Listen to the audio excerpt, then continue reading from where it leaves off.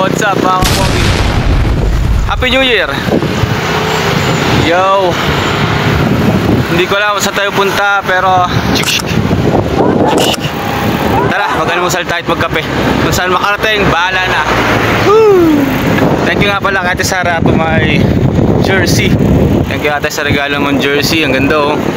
Lalong pumogi si Kapogi.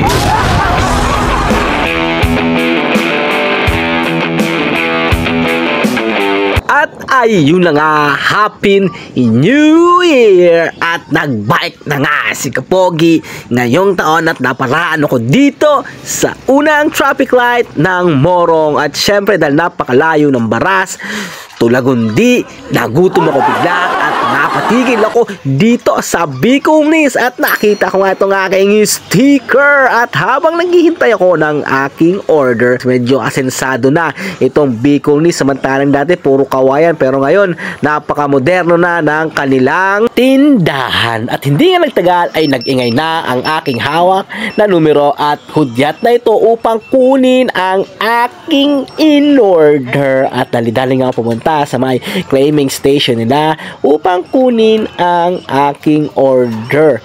At syempre binaba ko muna ang aking cellphone at kunwari ako ay umupo at bumalik. At ito nga ang aking inorlugaw with Tokut pa my all-time favorite.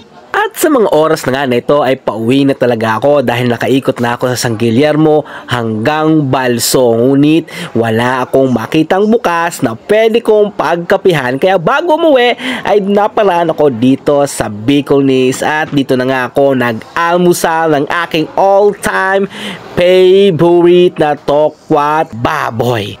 Sa mga gusto ng aking sticker, maaari lamang kayo mag-PM sa akin at binibigay ko ito ng free. So hanggang dito na lang. Goodbye!